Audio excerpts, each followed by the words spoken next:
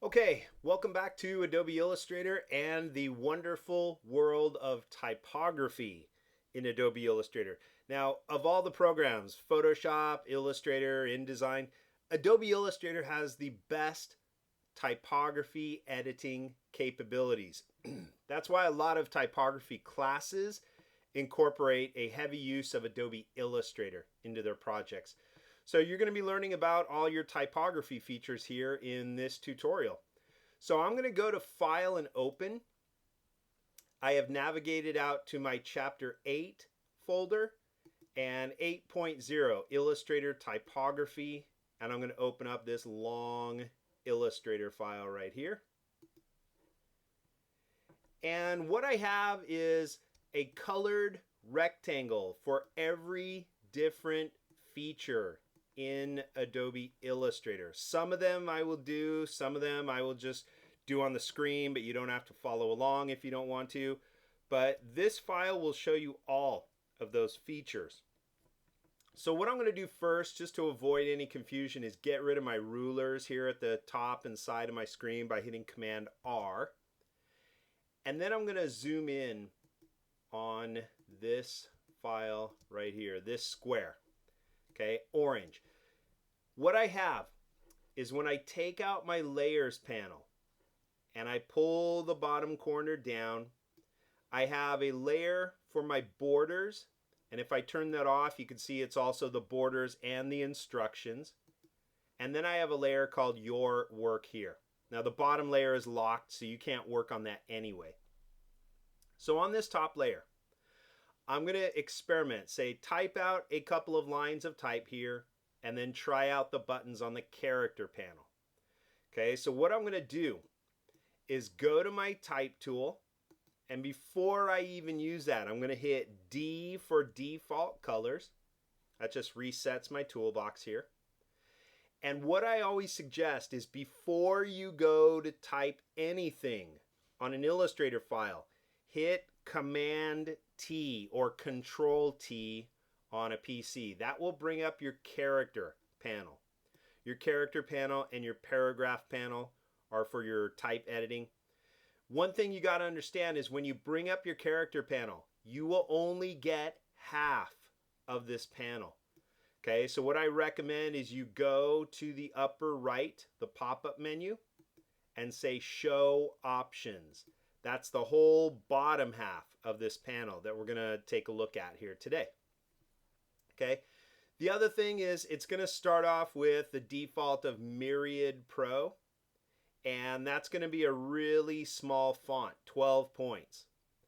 Okay, so what I'm going to do before I even type, I'm going to highlight the 12 right there, and to the right of that field, I can click the pop-up and I'm going to come down to 24 point, at least double the size of that font. Now before you go to type, the other thing you want to look at is your preferences. I'm going to go to Illustrator Preferences and Type. Okay, there are two check marks right down here at the bottom that I suggest you turn off. Character alternates just shows you little hints at other things you can do with the type. I never use those anyway. But the main one is fill new type objects with placeholder text. If this was turned on, every time you clicked with your type tool, you would see Latin text called lorem ipsum. And we're not typing anything Latin, so I don't want type to show up before I even start typing. So I'm going to make sure the bottom two check marks are turned off. Then I click OK.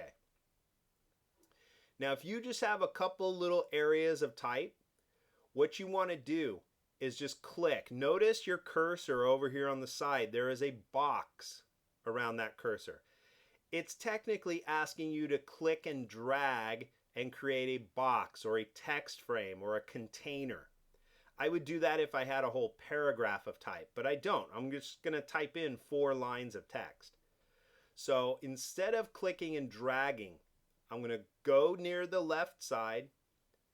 And one more thing before I start typing, make sure your view menu has no check marks. No smart guides are turned on. view, no snap to point, all that has been disabled. And I'm just going to click. I'm not going to click and drag. Okay, I'm just going to click once and I get a cursor blinking, waiting for me to type. So I'm going to take a few moments and type out 4 lines of text, like this is the first. I'll hit period and then the return key to jump down to the next line. This is another line of type. Hit return. This is the third line. Hit return. And this is the last line of type here. Even though it goes right outside the box like that.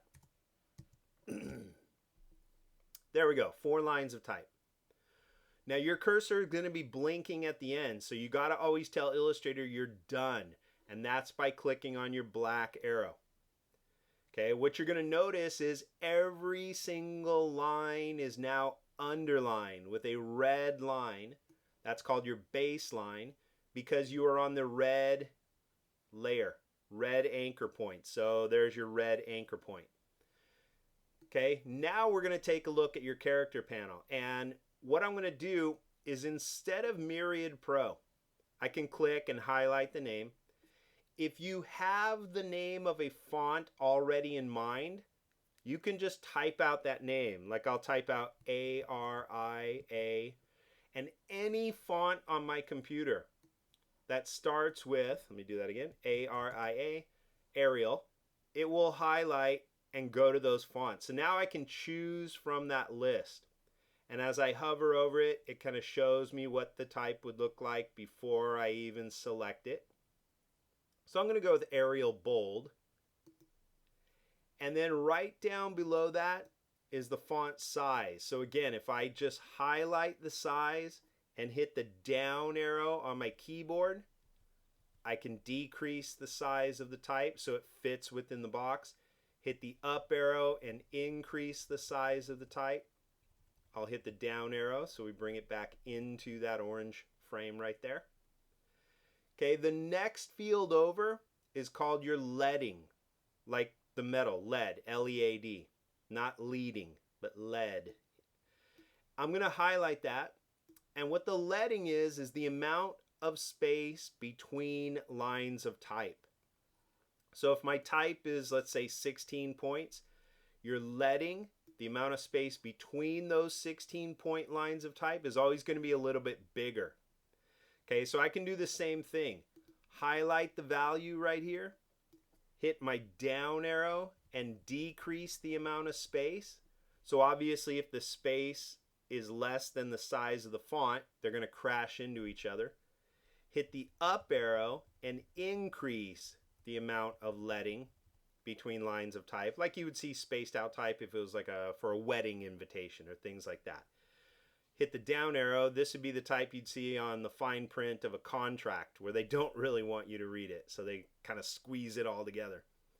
But if it's spread out by hitting the up arrow, it's a lot easier on the eye to read that. Okay, the one right below that, you'll see a tiny little icon to the left of every field. You'll see a V and an A with a horizontal arrow. That means this is your tracking. And what tracking does is affects the amount of space between every single letter.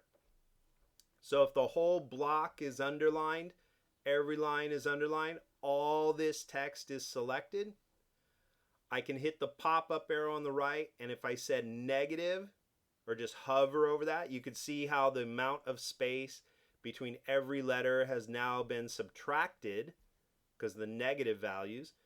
If I come down to the positive values like 200 and I click, twice the amount of space has been added between every single letter. So when you have really, really small type on a contract, you know, a graphic designer would say, it's hard to read. Can you track out that type? Can you spread the letters apart so it's easier for the human eye to discern each letter? Okay, if I click that pop up and come back down to 0, that was the optimal spacing that the font designer determined this font should look like. So that's just your normal setting.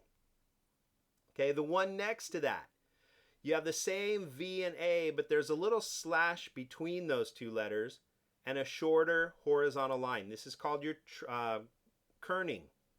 The one on the right is tracking for every single selected letter, adding the amount of space. This one is called kerning. And you'll notice when all your type is selected and you click the pop-up, kerning is not available. It's going to be grayed out. Kerning is to adjust the space between only two specific letters. So I'm just going to show you this on my screen. I'm going to zoom in real close next to the F and the I right there. And I'm going to take my type tool and click right between the F and the I, the space between those two specific letters. Now I can highlight the kerning, and I'll hit the down arrow key on my keyboard and just hold it down until it keeps decreasing the amount of space right there. So the F and the I look like they're connected. And when you connect letters like that, that's what they did in old school typography. That's called a ligature. A ligature is a tied knot. So now I have tied these two letters or somehow cinched them together. Okay? So that's old school typography. You don't do kerning on an entire paragraph. You would do it on one word or the logo of a magazine or something. You combine two letters or whatever. I'm going to click this and set it back to 0.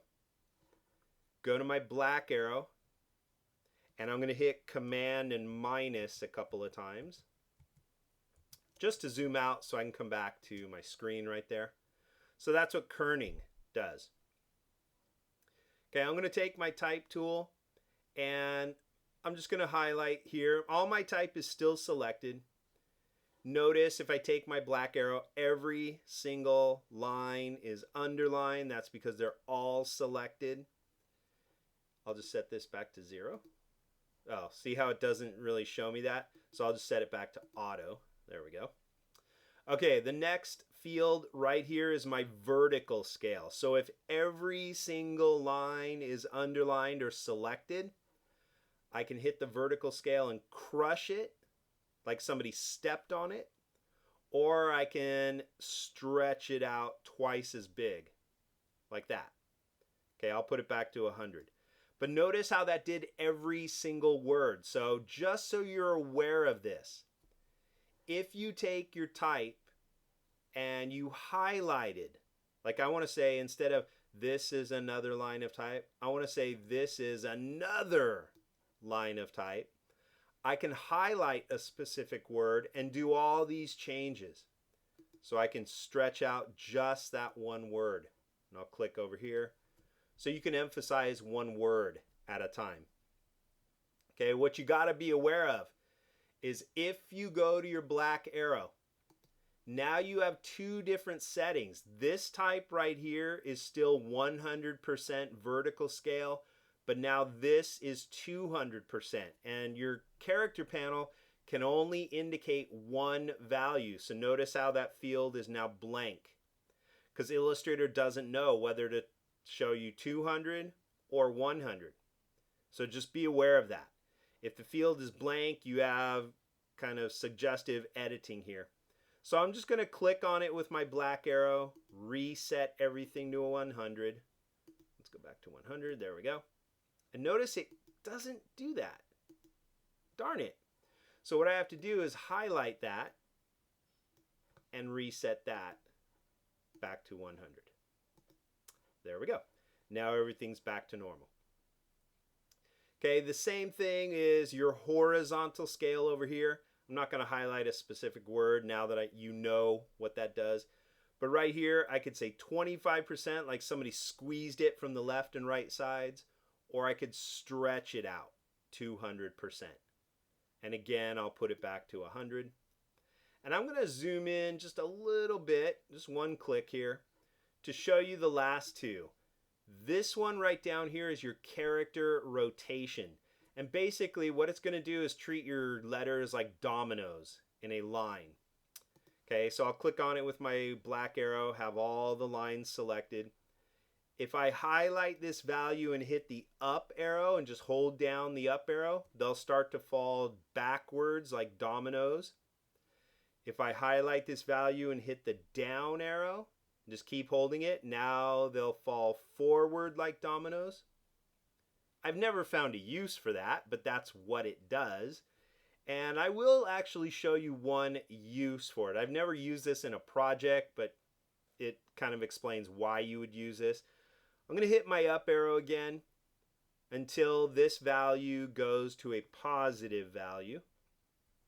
Maybe positive 15, right there.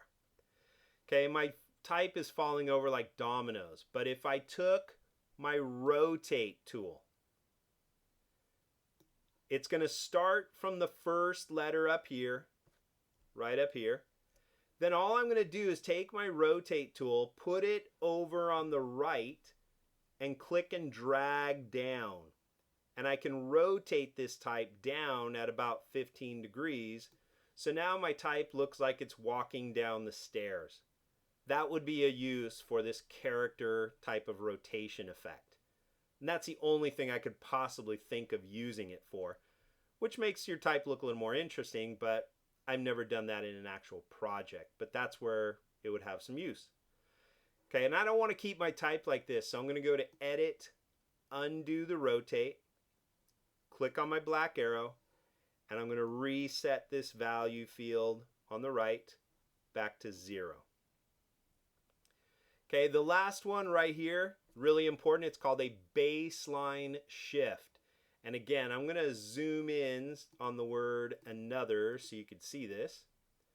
And just for clarity's sake, I'm going to turn off the bottom layer just so you can see more clearly that red baseline, because we're going to be dealing with a baseline shift.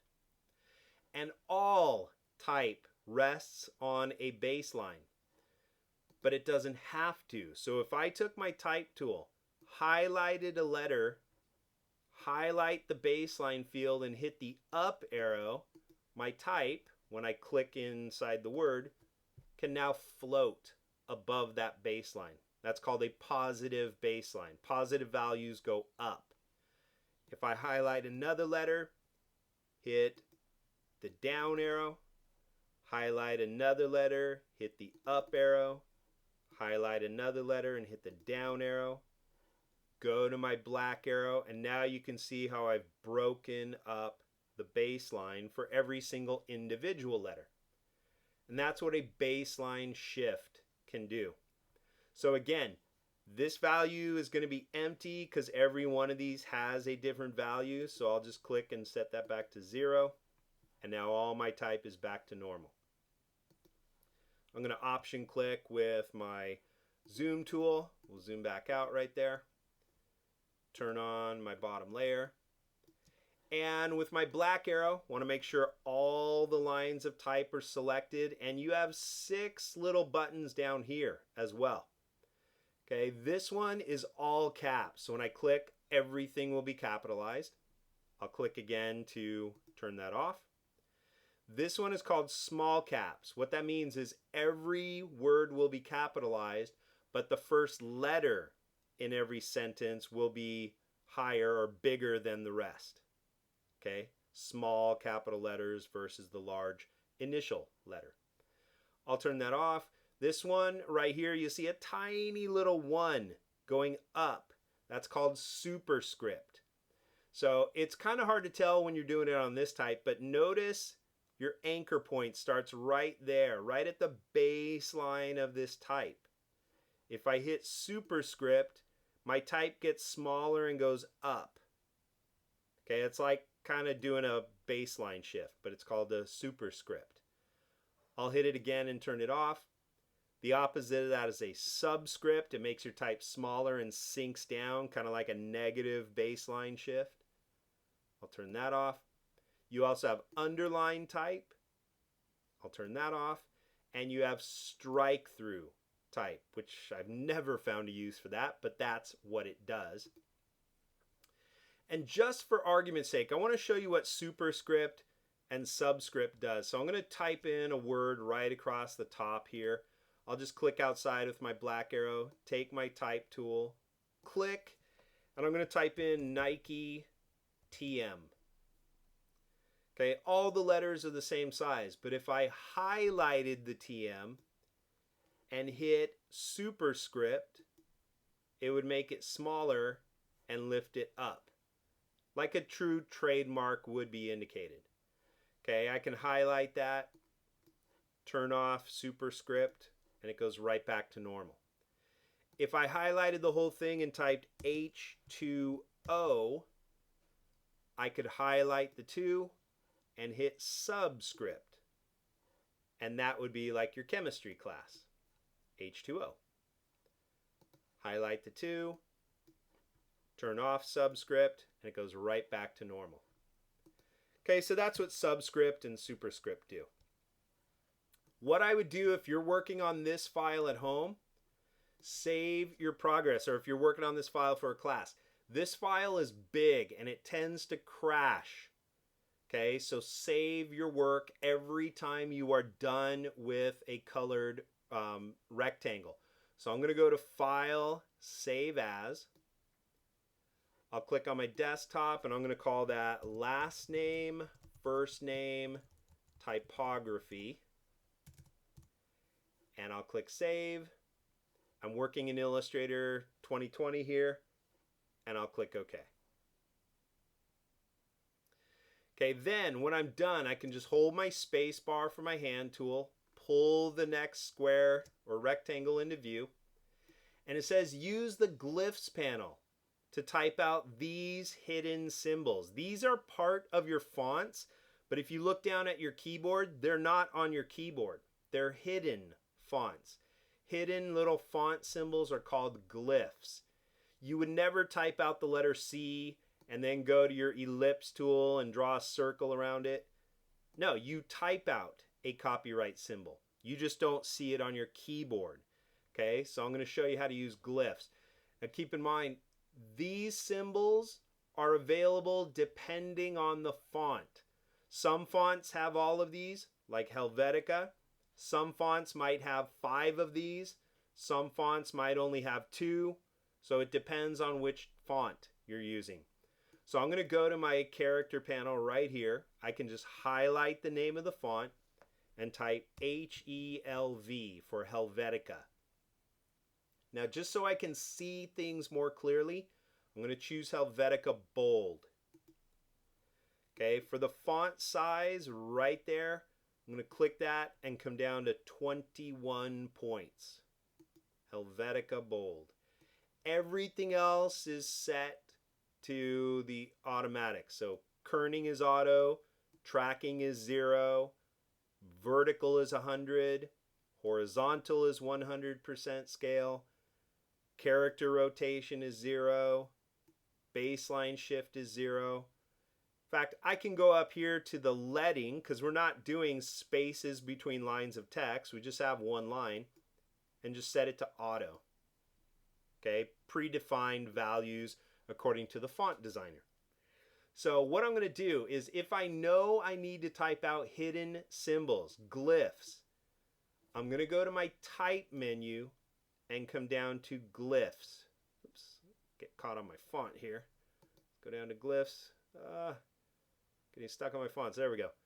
Type and glyphs.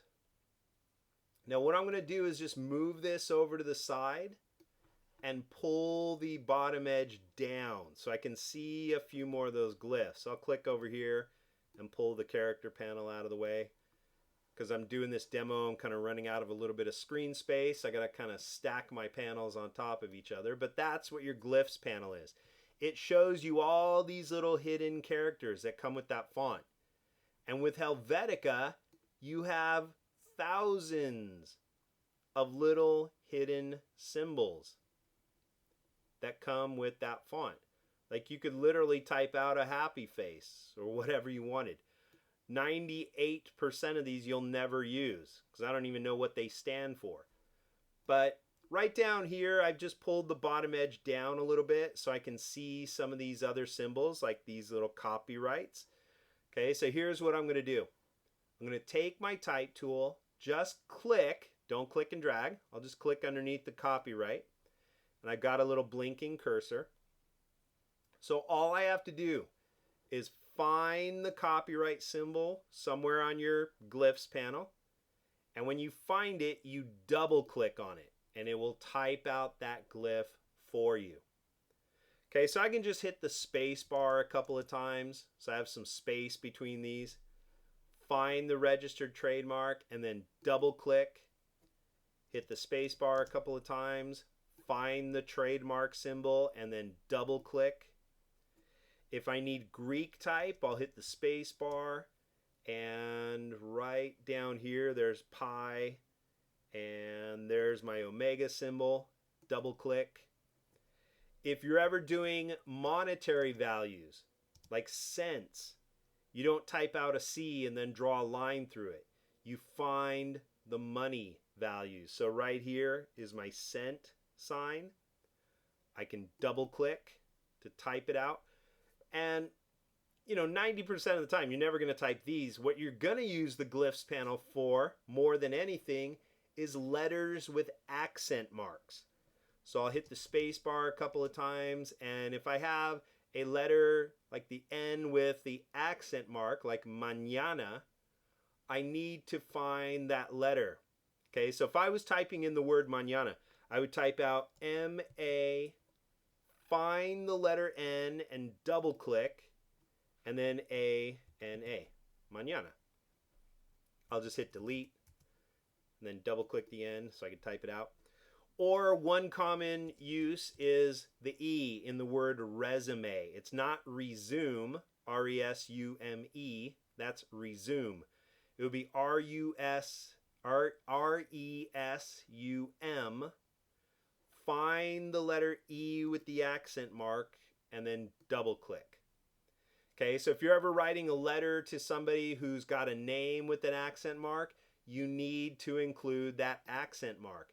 If you're typing out the name of a band or the name of a product and it has a unique spelling with an accent mark, you have to use the accent marks. And that is what your Glyphs panel is for. So just to show you really quick, like I said, some fonts come with all of these, some fonts have limited, some fonts have none of these. Okay, so I'm going to show you one trick really quick here.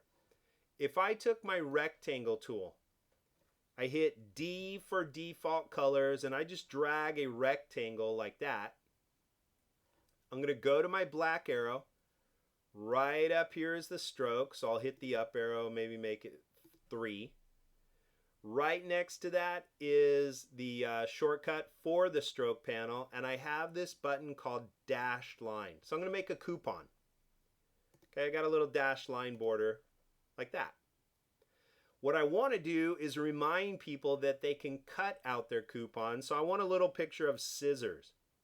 Okay, on my Glyphs panel, right down here, it tells me the font that I'm looking for. So if I click that, I can scroll way down the list of fonts, and I'm going to come down all the way down here, down past the S, the T's, the W's to wingdings. Okay, you have web. I'll just start here, webdings.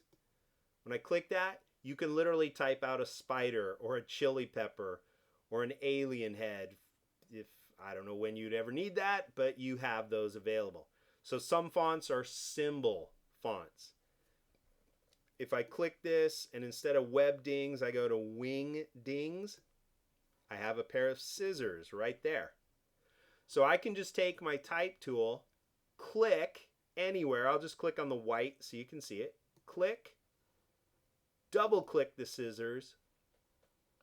Now I take my black arrow and just line it up on my coupon right there on the corner, reminding stupid people that they can cut out a coupon. Okay, that's what your Glyphs panel is for. So just be aware, some fonts have, if you have a checklist, you've got check marks, or a little hand holding a pencil, here, fill out the form here, or a map with a hand pointer, whatever you want, or danger symbols like the skull and crossbones. But some fonts are symbol fonts. Okay, so I'm going to close the Glyphs panel. I'm going to reset my character panel here. I'm going to highlight the name and just type in HELV again for the basic Helvetica font. And now that another square is done, Command S, save your progress. Hold my space bar, push this image up, and I'm a little too close here, so I'm going to hit Command and minus just so I can zoom out and see this block of text over here. So here's what I'm going to do. I am going to take my type tool, and you'll notice I have a square around my type. Okay, what that square means is that it's ready for me to start a brand new text container. And I don't want that. I want to highlight my type. So with my black arrow, just so you can see this more clearly, I'm going to pull this just inside the white space here, just so you can see it. And now when I take my type tool, if I am outside the type, I'm going to get a box around my cursor. But if I hover close enough, you can see how the box has now disappeared from my cursor. Now it's just an I-beam cursor.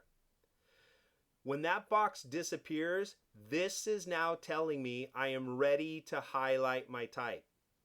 Okay, if I can see the box, I'm going to drag a new box, which now waits for me to type inside of it. And I didn't want to do that. Take my black arrow and delete it. If I have the box, I'm not going to click and drag. I'm going to wait till I can see the I-beam cursor, and now I can click and drag and highlight all that text. Okay, right up here, I go to Edit, and I'm going to copy all of that text. Now with my black arrow, I'm going to delete that type. Okay, I'm going to reset it inside this dashed line. So now with my type tool, now I'm going to click and drag. So the instruction said highlight and copy the text. Then click and drag a box with the type tool and paste your text into the box. So right up here in the upper left corner, I'm going to click and drag my own type container right there. Then my cursor starts blinking, waiting for me to fill that with text. So I'll go to Edit and paste the copied text right back into the box like that. Okay, with my black arrow, now all my type is selected. I'm going to set, I like Helvetica, but I don't like it as regular type. That's kind of hard to read. So I'm going to click the pop-up over here and say bold. Okay, what you'll notice, bold type is a little bit wider, which means I have a little plus down here. I have too much text that can fit in this box. So the plus means I have additional text that I am not seeing. Okay, so this type is 11 points. I'm going to hit the down arrow and make it 10 points. Now I don't have that little plus. All my type fits within that container. Okay, notice when I click outside, all my type lines up on the left side. The right sides are different lengths depending on the amount of words. Like you can really see it on that last line. So if I click here and I go right next to my character panel, I have a paragraph panel. Okay, all type lines up on its left side. I can click the second button and center every line from left to right. You can really see that on the last line here. I can line up all my type on the right side of the box. So all the left edges are different lengths, but all the right side lines up. Now, if you have text within a container, like you would typically see in a magazine or a newspaper, you have these four, which are called justified. And what that does, when I click this one, it justifies the type. it spreads out the spacing between every line. So when I click outside, it conforms to this rectangular shape. The left edge is clean, the right edge is clean. The last line starts from the left because people read from left to right. Okay, if I click on this, typically this is as far as you need to go. I wouldn't center it because then the last line looks like this whole thing is balancing on this little tree trunk right here. I wouldn't click this one over here, justify on the right, because again, you got all this negative space before you read the last line of text. And the worst thing that you can do is click this last one. Because even though I have 3 words, it's going to spread out those words. So now it looks really dumb.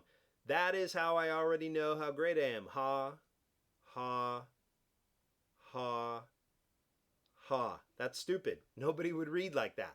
Okay, so I would never ever use this last one. I'm going to click on it, and I typically need to go no further than the first justified type. That's if you want a nice geometric boundary for your text. Okay, here's what I'm going to do. I'm going to click on this type, click left again, now that you know what these do. And one more time, I'm going to highlight this text. So I'm going to take my type tool, put it not with the box, but right on the capital A, where the box will disappear. And I'm going to highlight all that text. Okay, edit and copy all of that Helvetica bold. Now with my black arrow, I click outside, hold my space bar for the hand tool, and I'm going to push it over here. And you'll notice I pretty much have the same text or very similar to that. Okay, so just so you can practice, now that I think about it, let's highlight this type as well. Okay, I don't want to copy that same text. I want to copy this type just so we get practice with it. I was kind of thinking ahead of myself. So again, with your type tool, you do not click and drag when you see the box. You click and drag only when you see your I-beam cursor by itself. Highlight the text, edit, and copy. Go to your black arrow. Now you can delete this text. And now I'm going to click once on this circle. And it says, use the same block of text. Well, we copied it again. Then click on the circle below with your black arrow.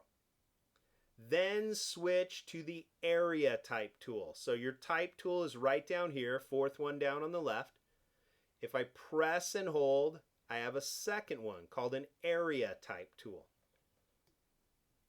And then it says, then click once on the top anchor point of the circle. So now notice your cursor has a circle around it, not a rectangle. You cannot click in here. You'll get an error message, which is fine. You just click OK. What you have to do is tell Illustrator you want to put type inside this area, and Illustrator needs to know what that area is. So you got to put your cursor right on the top anchor point and click. Now I go to edit and paste, and it will fill that area. Okay, notice how all the color of the circle disappeared. Because now Illustrator is thinking, we don't want to look at the circle, we want to look at the type. Well, I'll take my black arrow, and you'll notice right here I've got that same little plus. I have additional text, so I'm going to turn off my bottom layer just so we can see that circle more clearly. I've got additional text that is not fitting in this circle. Okay, so on my paragraph panel, I'll switch back to the character. I'm going to set this text again from Helvetica regular to Helvetica bold. Instead of 11 points, I'm going to hit the down arrow and make it 10. Ooh, let's do it again for 9. There we go. Now I don't have the plus. I had to shrink my type down to fit it all within the circle. Okay, but again, when I click outside, notice how it all conforms to the left edge of the circle. The right edge is different lengths. So what I would truly suggest is when you're putting type inside of a shape, inside of an area, when you're using area type, you take your black arrow and click on it, go to your paragraph panel, and justify the type so it all stretches all the way across. So again, when I click outside, we have that circular shape. Now, since I made my type smaller, you can see I'm losing a little space. That's no big deal. I'm just showing you how to fit type within a shape. Okay, but again, when we did that, all the color of the circle went away. I actually wanted black type in a yellow circle. But when you tell Illustrator you want area type, the circle color disappears. So here is the trick. If you take your black arrow and you just hover near the bottom right there, you'll see a little dot next to your arrow. Okay, a little anchor point. That's telling me I'm right on the edge of the circle. Even though I don't see it, I can click. I'm on the circle. And you'll notice when you click with the black arrow, all your type is underlined. All your type is filled with black. So if I went over to my swatches and clicked on yellow, all my type would turn yellow. And that's not what I want.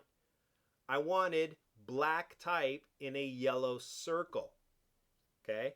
So keep in mind, when you take and you put type inside of an area, your black arrow selects the type. So I'll put it back to black. Okay, what you have to do is switch to your white arrow.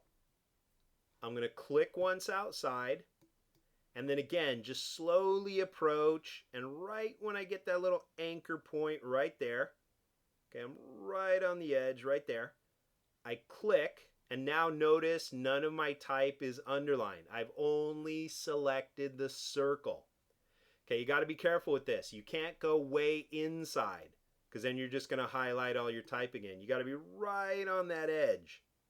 Okay, as soon as that anchor point shows up, don't move further in. Go right there. Now I've got the circle. I'm on my fill, and I'll fill it yellow. Here's the other trick. If I click on the stroke and I put a black stroke, okay, right down below is my stroke panel. I'll highlight the weight of that stroke and I'll bump it up to, let's say, 4. Now let's go 5. Okay, now look at what's happening when I zoom in on this. The word all ran right into the stroke. The stroke is bumping into all my type. And now I can't read the edges of my type. It's cutting off the F right here, the T, cutting the D in half. It's cutting off that T. The stroke is covering up my type. Okay, so here's another trick. With my black arrow, I select everything. And right up here under Type menu is Area Type Options. How can I change the look of the type that is inside the area of the circle? Okay, you always turn on your preview and you have something right here called Inset Spacing. Set it in from the edges. So I'm just going to hit the up arrow and push my type in. Now I click OK, and now I've got a tiny little kind of boundary inside the border, so none of my type is going to hit the border. Okay, that's how you deal with area type. I'm going to turn on the bottom layer, Command S to save my progress again. I'll come back to character panel right here, and actually before I do that, what I'm going to do is show you how to type along a curve. Okay, the only thing you can do for type along a curve is the left alignment. Okay, no justified type. That's for type that's inside of shapes. Left align it is like we read normally, left to right. So I'm going to click on left alignment, come back to my character, and I'll keep it on Helvetica bold, but let's switch the font size right here because that type was 9 point up here. I want my type to be a little bigger so I can read it. and I'll come down to 24 point. Okay, when you want type to follow a direction other than straight lines of type, this is called path type. I can draw any curve I want, select it with my black arrow, press and hold down on my type tool, and I have a type on a path tool. All I'm going to do is take that section right where the I-beam cursor crosses over that diagonal line, put it right on the line, click, and now I can type in, this is type along a curved path. My type will follow any path. Okay, what you want to do is type obviously something shorter than the length of the path. Otherwise, the type at the end will just kind of jump off the cliff and you won't be able to read it.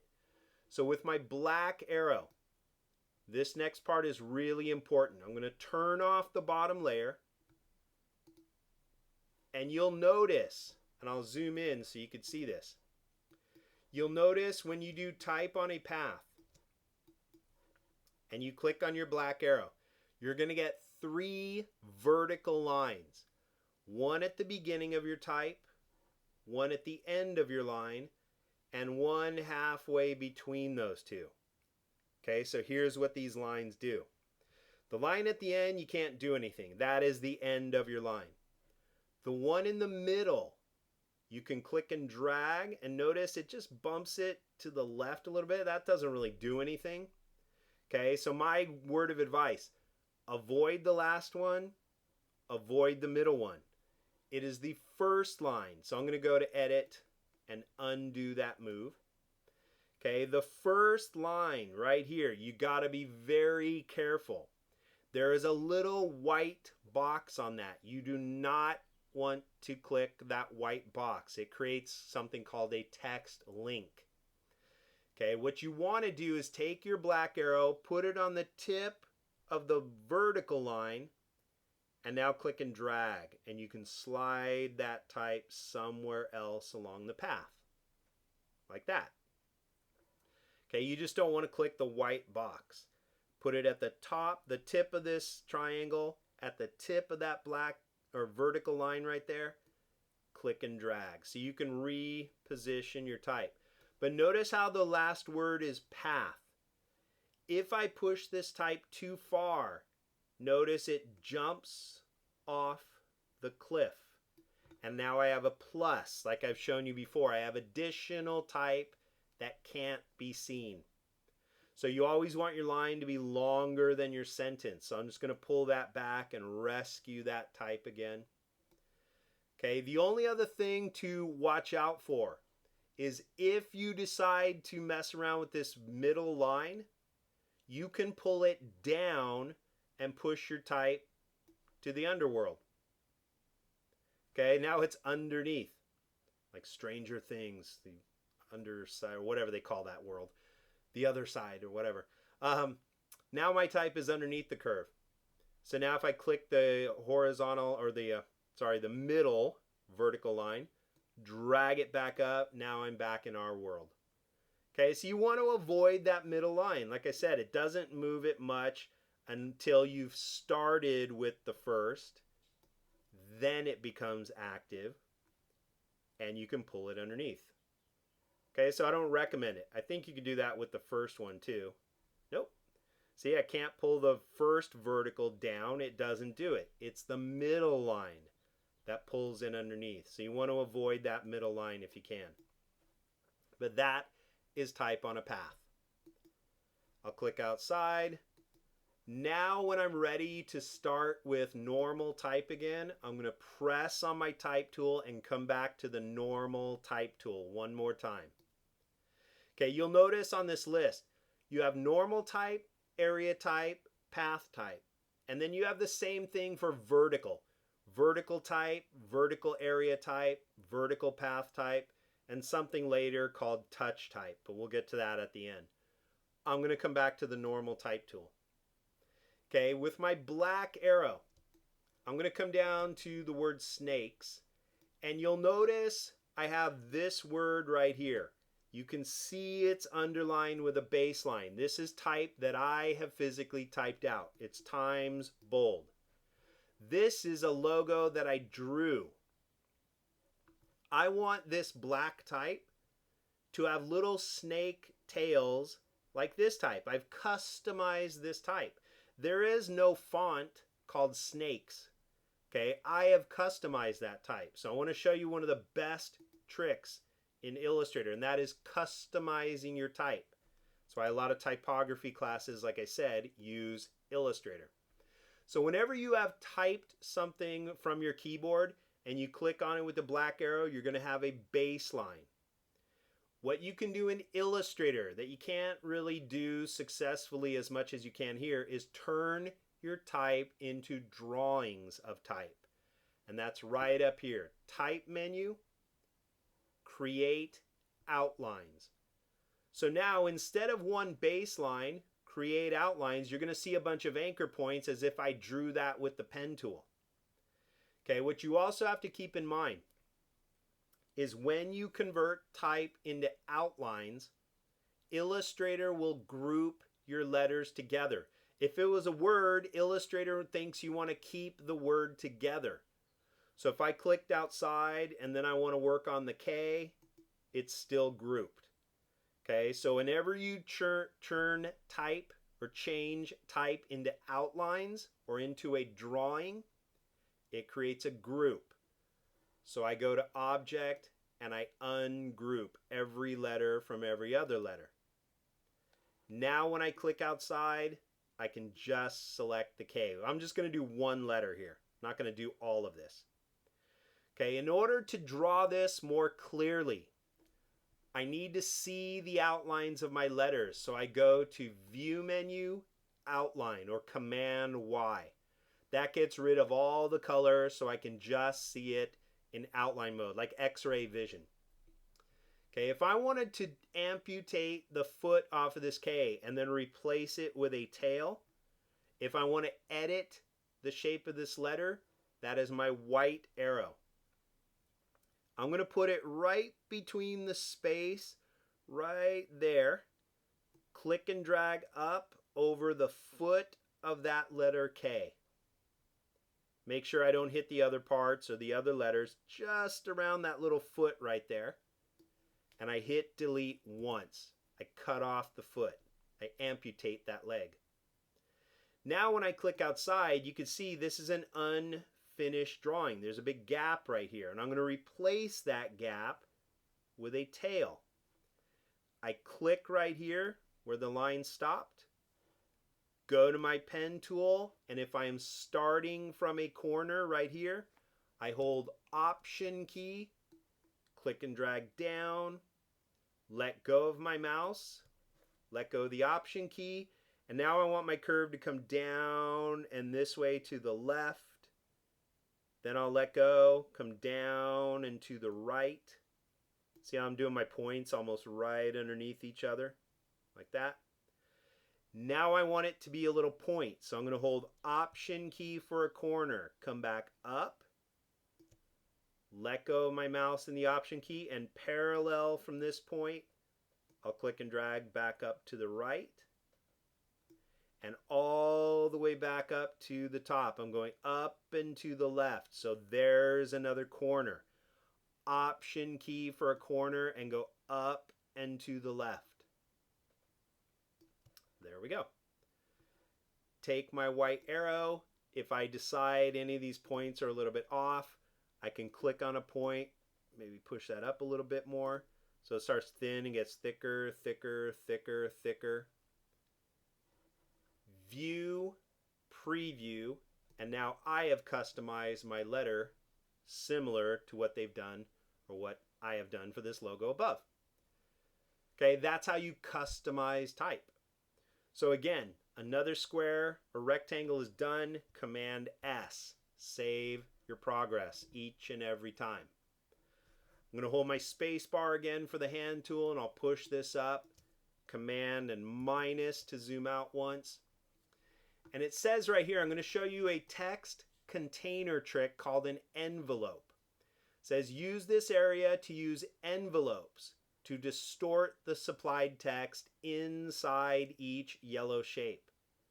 Okay, first you got to select the yellow shapes and choose Object, Arrange, Bring to Front.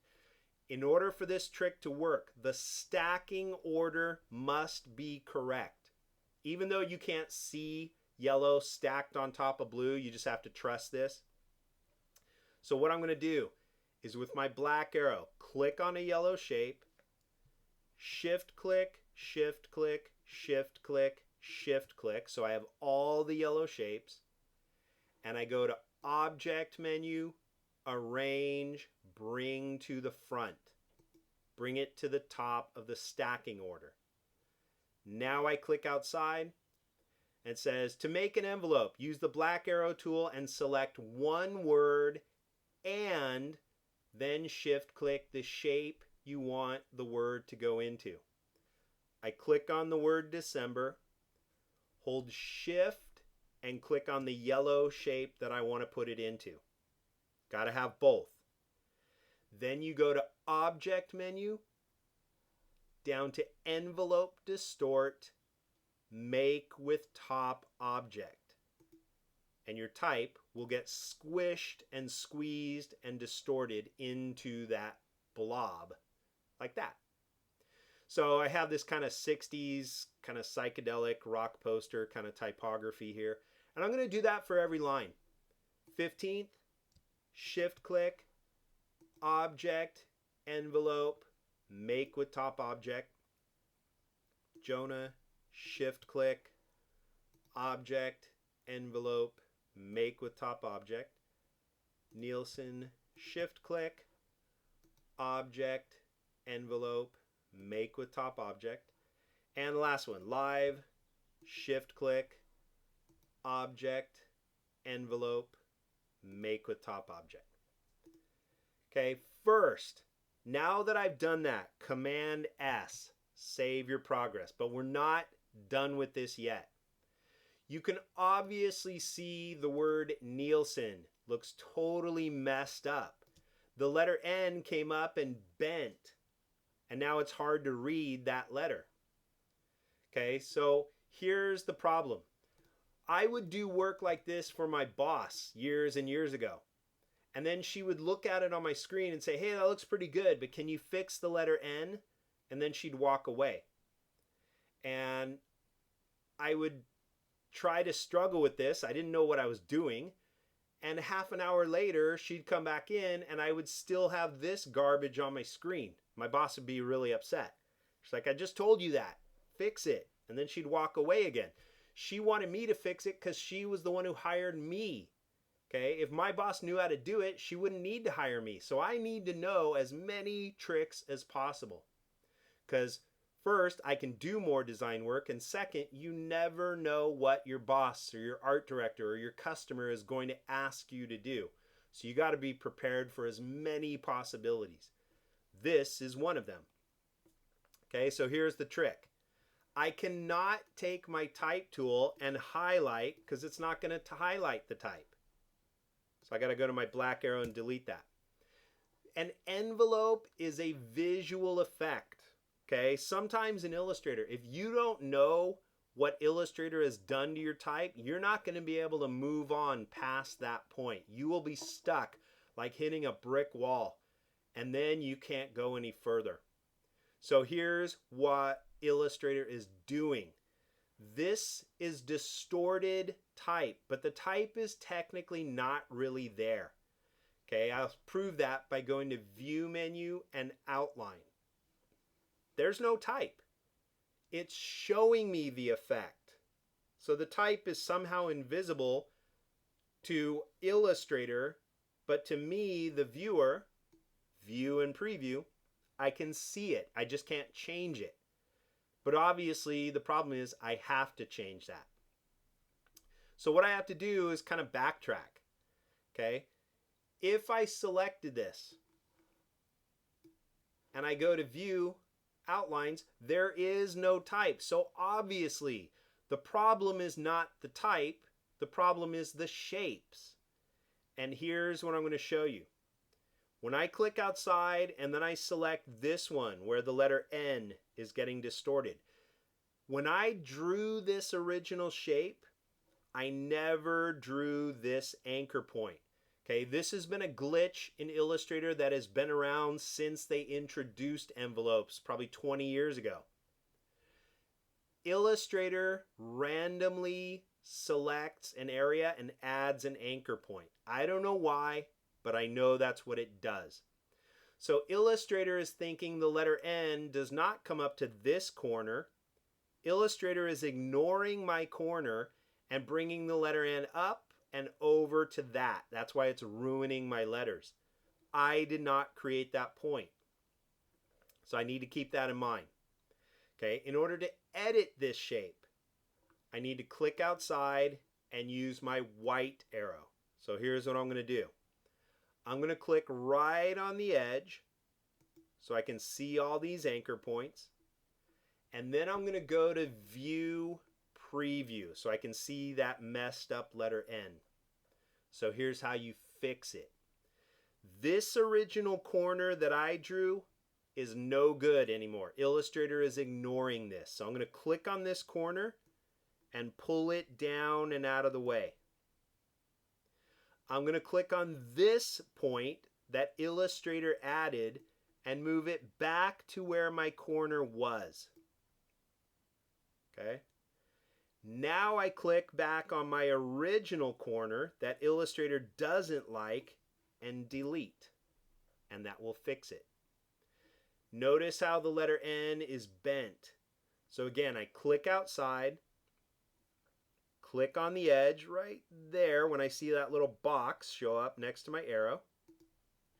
Here's my direction line for a curve. So notice if I pull this out, it pulls my letter with it. But if I pull this back and down, it straightens out my word.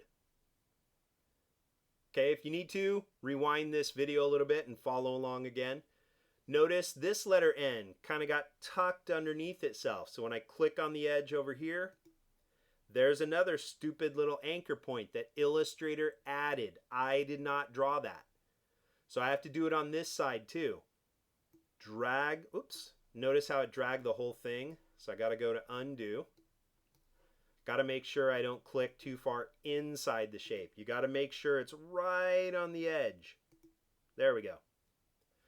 I pull this anchor point out of the way, pull Illustrator's new corner over, click on my original anchor point that Illustrator doesn't like, and delete it. Okay, there's my little direction line again. I can pull that out or I can pull it up. Now we've straightened out the word Nielsen.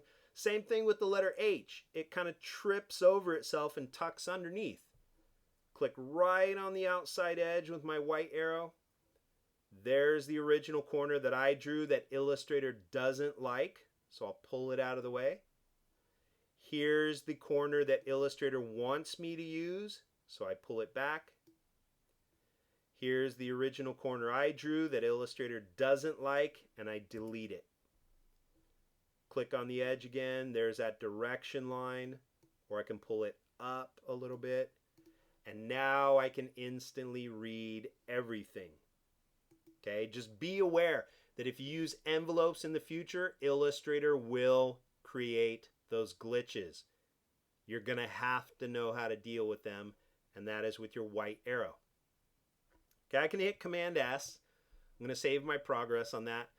But the other thing I want to do is make my type red. Okay, and my boss would do this to me as well. She'd come in and say, hey, cool, you fixed it. Hey, I see what you did. You kind of made it in a heart shape. Can you make the heart red? And then she'd walk out again. And I would say, yeah, no problem, boss. I'll select it all, click on my fill, go to red, and nothing would happen. And instantly, again, I start to panic. Why isn't red working? Okay, yellow, green, blue, orange, green, blue, purple, nothing, no colors working. And 10 minutes later, my boss would walk in and it looks like I'm just doing nothing. And she'd get mad again, like, what are you doing? I told you to make it red.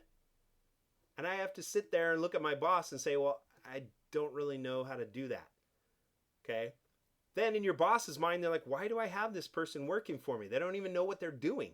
So you gotta be able to change whatever your customer or clients or bosses ask you to change.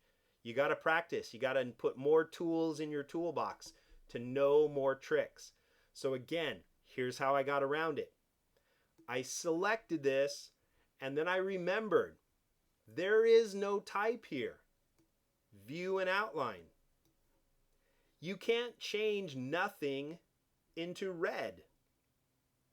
There is no type.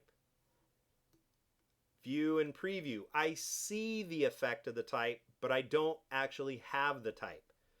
So what I did is kind of stopped and paused for a second, said, okay, I selected this, but there is no type here.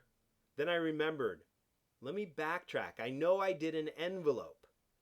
So I went to Object menu, Envelope. And at the bottom of this list, it says Edit Contents. Edit what's inside those shapes. What's inside those shapes is my type. So now you can see my baselines. Okay? It's telling me it has now found my type. I can come up to View, Outline. There's my original type. It was never actually even touched. But now I can at least edit my text. It's telling me it's blue. I'll go to View and Preview. Now I can go to my swatches and fill it red, just like the boss asked for. And when I'm done, I go back to my shapes. Object menu, Envelope, Edit Envelope. Now I'm right back to my shapes. Like a pro, okay? So if I notice right here, I don't like that straight edge that's kind of going over the N-I-E. So again, your white arrow is your editing tool. I can click on the corner, pull this direction line back up, kind of curve it a little better like that. Command S, and now my boss has faith that I know what I'm doing, so I can get her off my back and move on. Okay, hold my space bar, push this up, and what I want to do here is for the word shred, I don't want it to just say shred as typed letters. Anybody could type this out. There's nothing creative about that. It's just big, fat impact type. Everybody has impact. Everybody can type it at 93 points. There's no creativity there. Okay, what it says is convert the text below to outlines and then ungroup. Because remember, whenever you select and you go to Type menu, Create Outlines, and here's the key. You gotta select it with your black arrow. You cannot highlight type. Because when you go to Type menu, that will be grayed out. Okay, you got to select it with your black arrow. Type menu, Create Outlines. All my letters are grouped together automatically. So I go to Object and I ungroup them. I'll click outside. Now it says use the knife tool to slice the letters into 4 rows. And then use your black arrow to pull the rows apart. So right down here, underneath my paintbrush, is an eraser. But if I press and hold on that, I have a knife tool. So all I'm going to do is start way over here, outside, and you got to make sure that your bottom layer is still locked. Okay, I'm going to come outside here, click and drag right through the middle of the word, all the way across. And then I'm going to do it again, right through this upper half, and again, right through the lower half, like that. Okay, with my black arrow, I'm going to start down here. I'm going to select every row except the top, just by dragging up and straight across this row right here. Notice the top row is now deselected. With the bottom 3 rows, I just hit my right arrow key a couple of times. Now I select the bottom 2 rows, and I'll hit my left arrow key a couple of times. And now I select only the bottom row, and I hit my right arrow key again. And I can shred my text. Command S, save the progress. Because nobody has that font, I had to make it up myself. Okay, in this one, it's going to get a little more complicated. So what I want to do is take the word wave and literally carve a wave into the word wave. So it says convert the wave text to outlines and then ungroup the letters. Okay, so I'm going to click on just the word wave, type menu, create outlines, object menu, ungroup. Okay, and just so you can see this more clearly, I'm going to take my black arrow, drag the word wave, and now I hold shift to go straight off the page, option key for a copy, and I'll let go of the mouse first. And I'm just going to keep that off to the side for now. Okay, back over here. You can see I have ungrouped my letters. Each letter is by itself. So I'm going to take my knife tool again. Starting outside the box, I'm going to click and drag down, and then I'm going to come up like this, draw a little curve of a wave right there, and then make a couple of wavy ripple lines like that.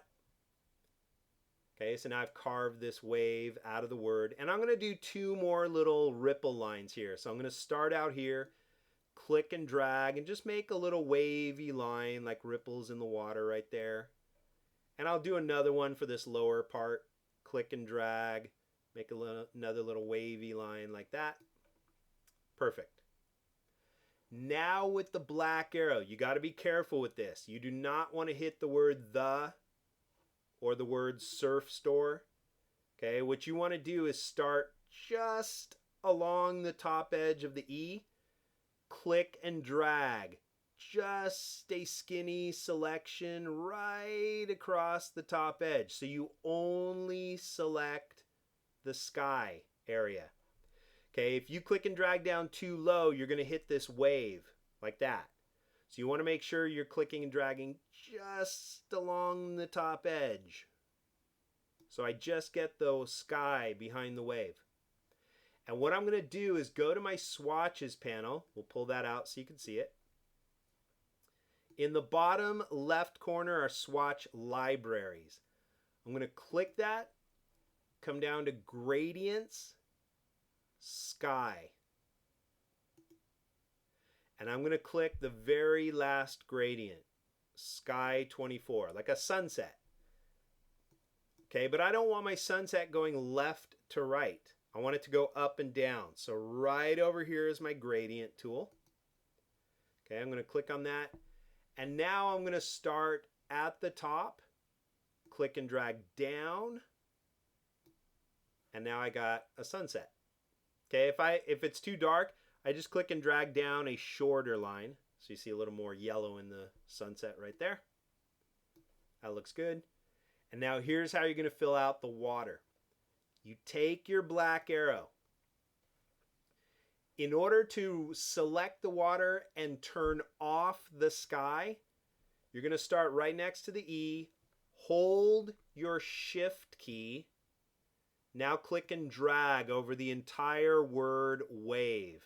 What that's going to do by holding shift is allow me to select the water and deselect the sky. Kind of reversing what I have worked with.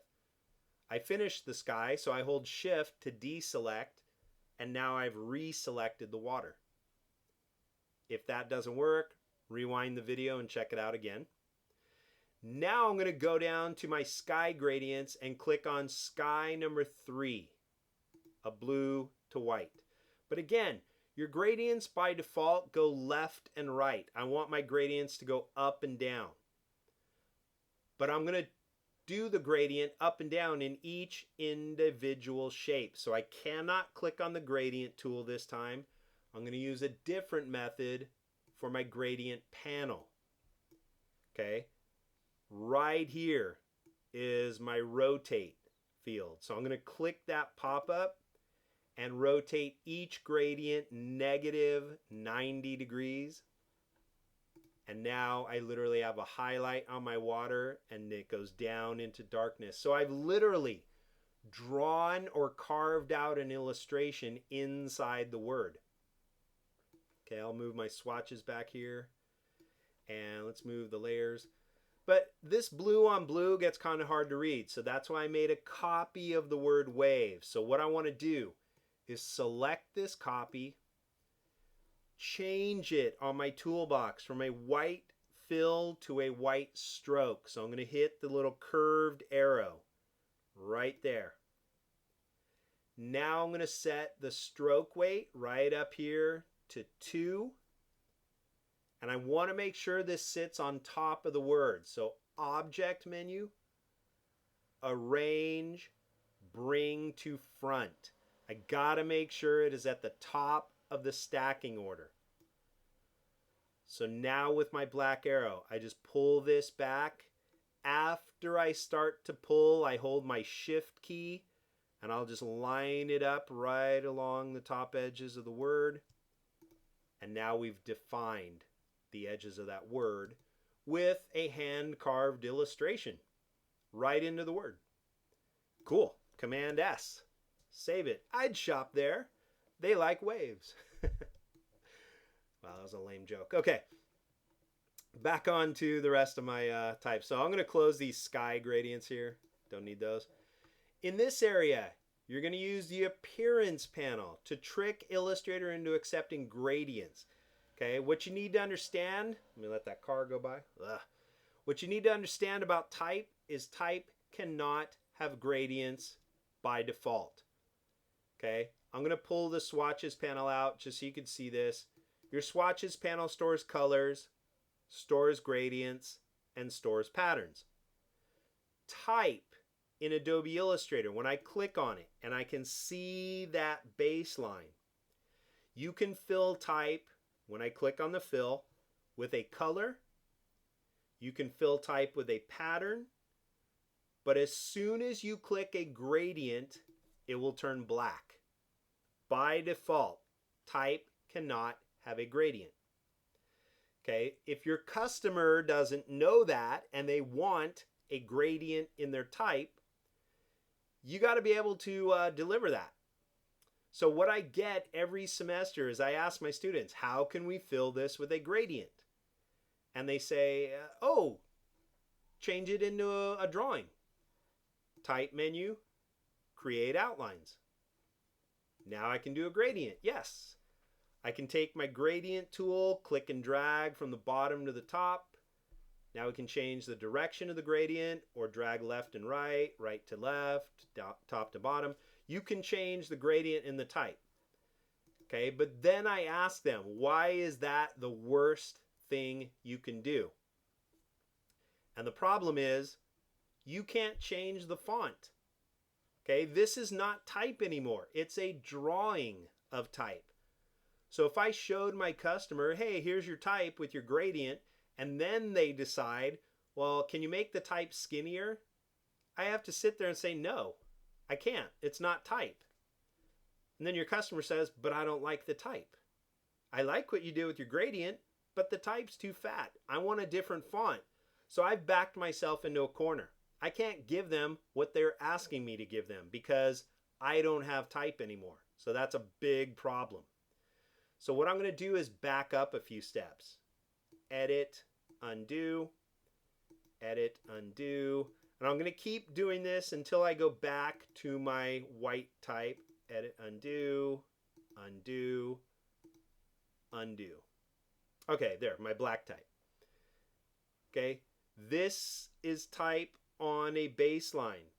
Type on a baseline cannot have a gradient unless you know the trick. So here is the trick. I select my type and I click on the fill and I hit the question mark. I basically start with invisible type. Okay, there's my baseline. My type is still there. I can select it, click on white, See, the type is still there. But when I want a gradient in the type, I set the fill to none, either by clicking this red slash or clicking the question mark key. And the trick to filling type with a gradient is your appearance panel right down here. I'm going to tear that one out. We'll just put it off to the side here and pull the bottom edge down. Right now, when I take everything out of my type, it says there is no fill, there is no stroke. I can't see the type. But on my appearance panel, I can click the pop-up and add or trick Illustrator into recognizing a new fill. Now I can click on this fill and fill it with whatever I want. So again, on my swatches panel, bottom left corner is my libraries, down to gradients and spectrums. I've got this bright rainbow gradient right there. Okay, so I can take my gradient tool, I can start at the bottom, click and drag up like that. If I hold shift, I can drag straight up and down. Otherwise, I would drag at an angle and it would do that. Drag anywhere you want, drag, drag, drag, drag. It'll do it, but I'll just hold shift and drag straight up and down. Okay, but I don't like that font. So with my black arrow, I can go to my character panel. If you don't have it open, hit Command T for type. And now I can change my font to whatever I want. Notice how it constantly updates my font.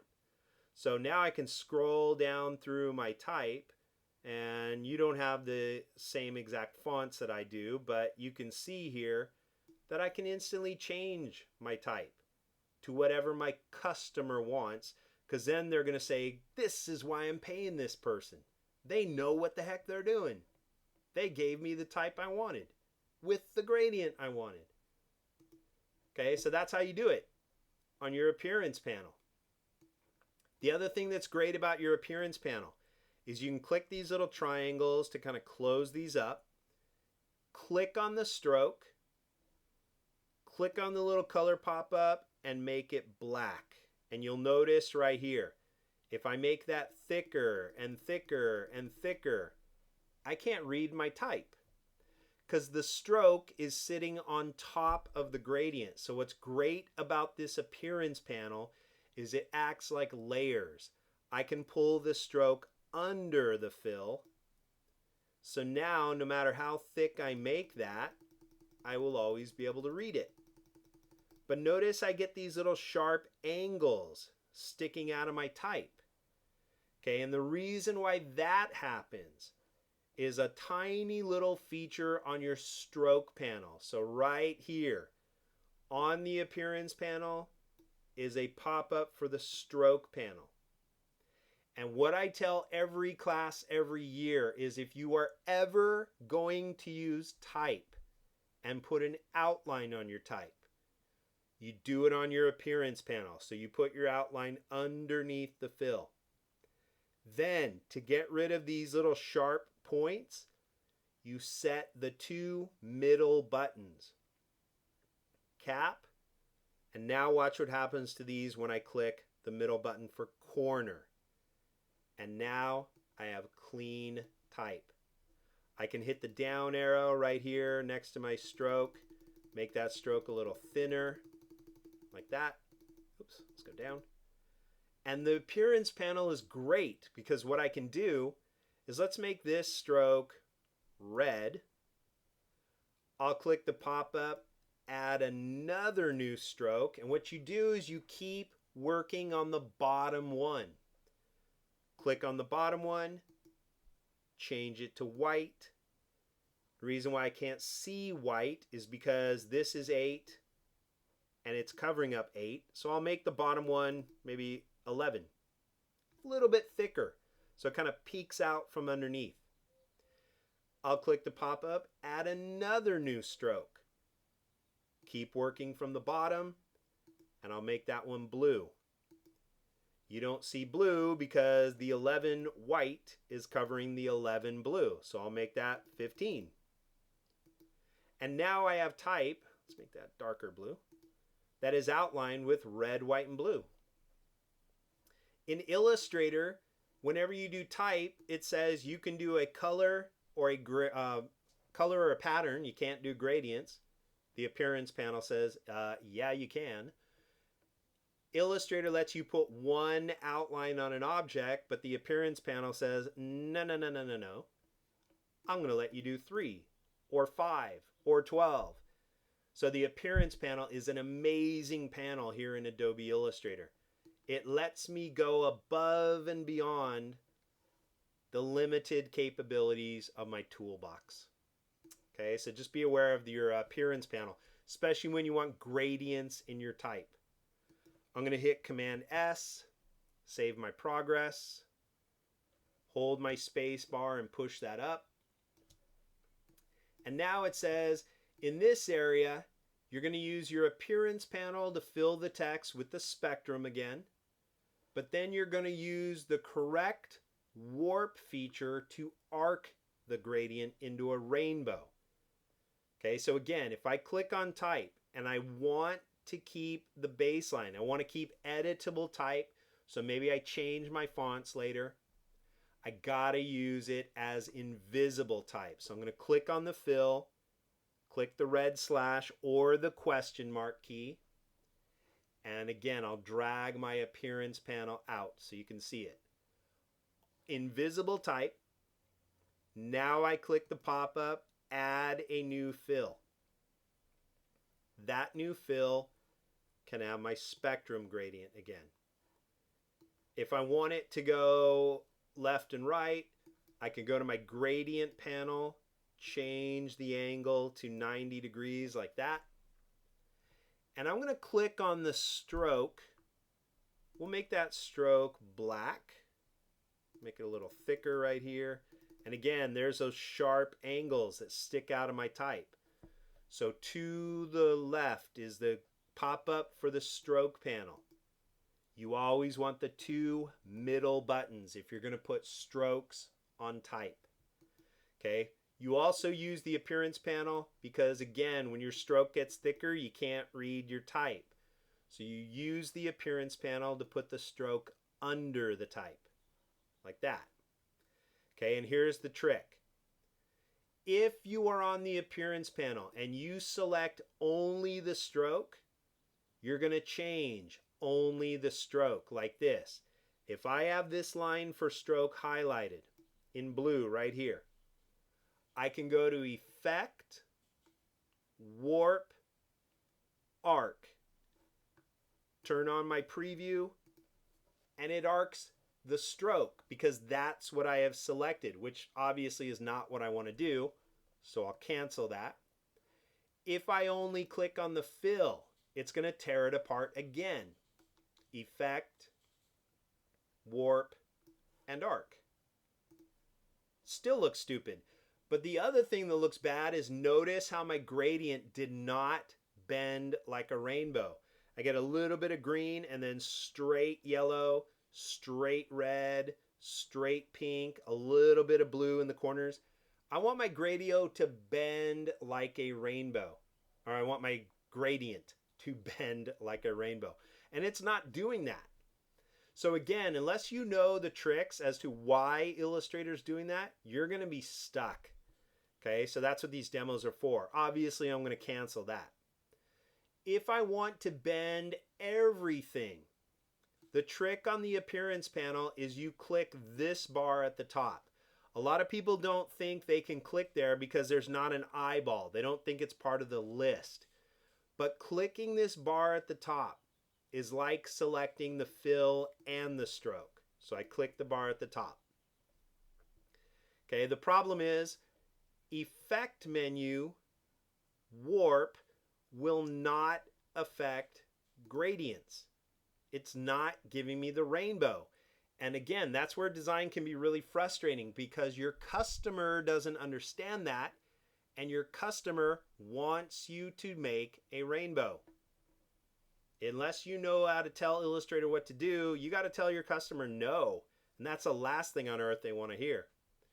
So I have to click cancel. So here's the first rule. Effect menu and warp, any of these, does not work on gradients. But my customer wants me to do that. So here's the trick. What you have to understand about Illustrator is there are two warp features. One is under the effect menu, but doesn't work on gradients. The other one is object menu, envelope, and warp. Okay, but before you use this warp, there are envelope options. You have to make sure that you turn these features on. Distort my linear gradients. Okay, unless that is turned on, nothing will warp your gradients. So I gotta make sure. That is right here again. Object, envelope, envelope options. Distort, I just turn everything on, but distort my gradients. Now when I click OK, I go right back to my envelope again. Object, envelope, there's another warp, and there's my arc. Delivering what the boss, what the customer, what the designer wanted me to do in the first place. So when you know those tricks, you are more valuable to that person who you're working with. Like I always say, if they knew how to do this, if they knew where all those hidden buttons are, they wouldn't need you. Okay, I want to make myself valuable to people, so I'm going to learn those tricks. And now I can click OK. Customer and everybody's happy, and I can get my paycheck. So Command S, save your progress. I'm going to take this appearance panel and we'll put that back down next to graphic styles, get it out of the way. Let's take my swatches panel here and I'll put it next to the symbols again, kind of get stuff out of the way here. Hold my space bar and we'll push this up, and what it says here is select the word, convert it to outlines. Remember, whenever you create outlines, you got to ungroup the results. And then we're going to transform each and every letter so the word earthquake looks like it's shaken up in an actual earthquake. Okay, when I click on it, all my letters are connected by this baseline. So I'm going to go to Type menu, Create Outlines, turn my word into a drawing. But remember, every letter is grouped. So I'm going to go to Object and ungroup the letters.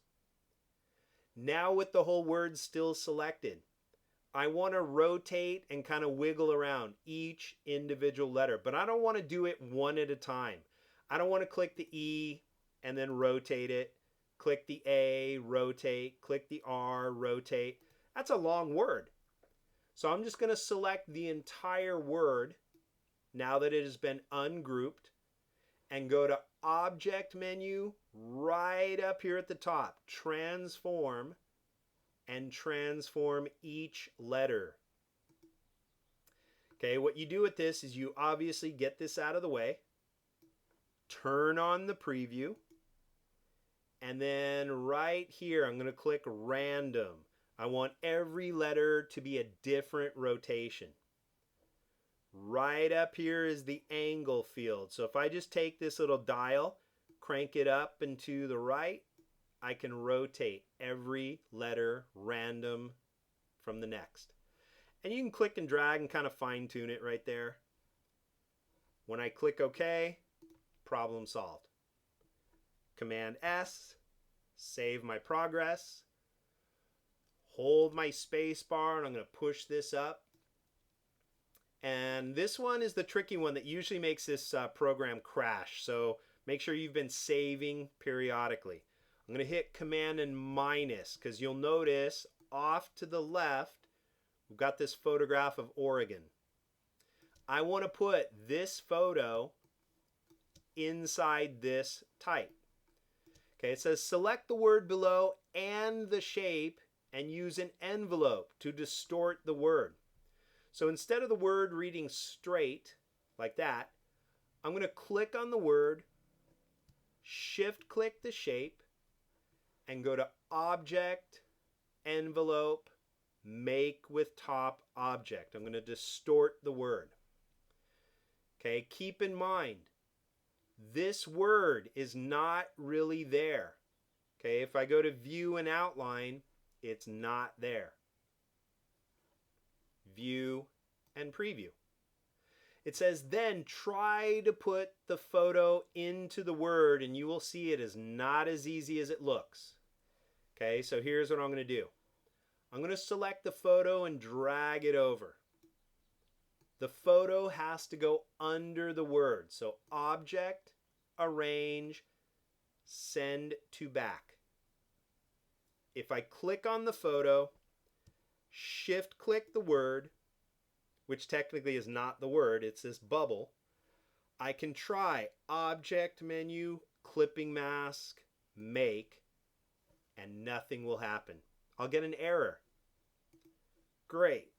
So I click outside, move this over, and it can't put it into this word because, like I said on my outlines, there is no word. I have to turn this warped graphic into a drawing. So notice when I click, I can't do type and create outlines either. So whenever you have warped type, you cannot turn it into a drawing with outlines. You can turn warped type into a drawing by choosing Object Menu and Expand and OK. Now I've got my drawing. You can see it right here in my outlines. Now I've got a warped drawing of the word Oregon. I'll view that and preview. So now let's try this again. Drag my photo over. It's underneath my type. Shift click on my type so I have both objects selected. And I'm going to try a clipping mask again. Object, clipping mask, make, and darn it if it didn't just hide everything. So it's still not working. This is where computer graphics can drive you nuts. Okay, I know what I want to do, but I'm not telling the computer how to do it right. So I go to Edit and I undo. I'm going to click outside, move the photo out of the way again, and I have to understand why it's not doing that, or I just never get to do that. And bottom line is, if your customer wants it, you better be able to deliver that. So here's what's happening. You got to understand why in order to fix that.